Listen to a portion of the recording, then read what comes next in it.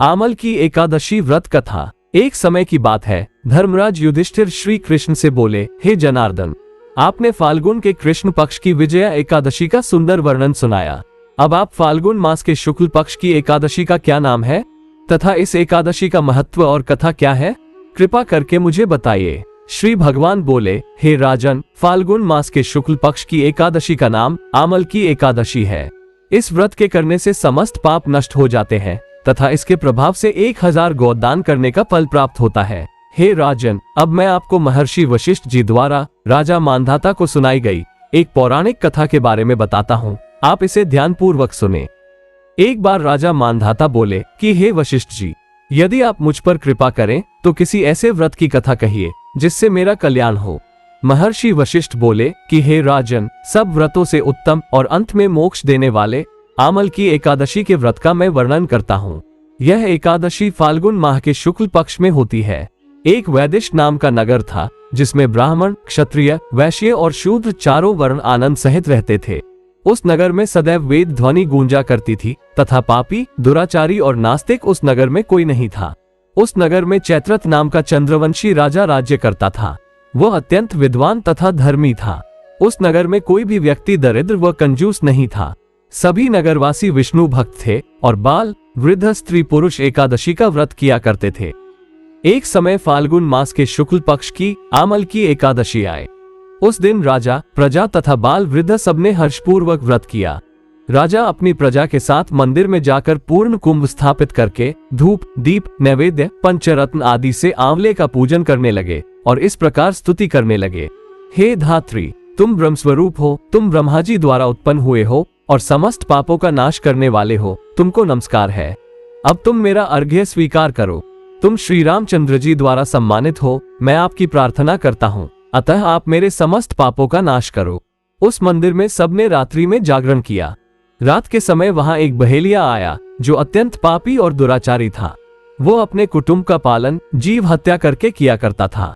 भूख और प्यास से अत्यंत व्याकुल वो बहेलिया इस जागरण को देखने के लिए मंदिर के एक कोने में बैठ गया और विष्णु भगवान तथा एकादशी महात्म्य की कथा सुनने लगा।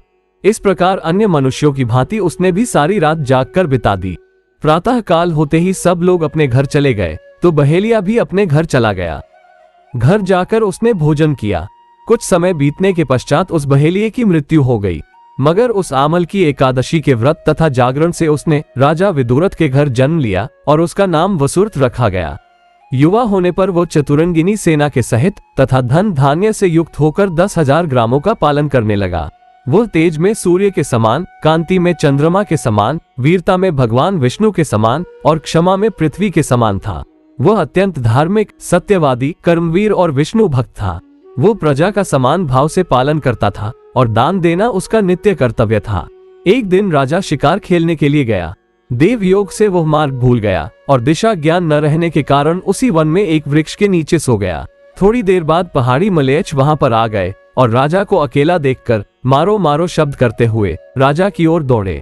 मलेच्छ कहने लगे कि इसी दुष्ट राजा ने हमारे माता, पिता, पुत्र, पौत्र आदि अनेक संबंधियों को मारा है तथा देश से निकाल दिया है, अतः इसको अवश्य मारना चाहिए।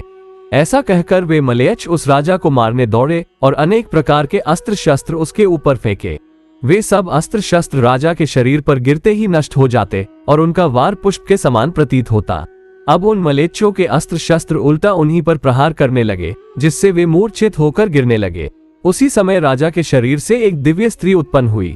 वो स्त्री अत्यंत सुंदर होते हुए भी उसकी भरिकुटी टेढ़ी थी। उसकी आंखों से लाल लाल अग्नि निकल रही थी, जिससे वो दूसरे काल के समान प्रतीत होती थी। वो स्त्री मलेच्छों को मारने दौड़ी और थोड़ी ही देर में उसने सब मलेच्छों को काल के गाल में पहुंचा दिया।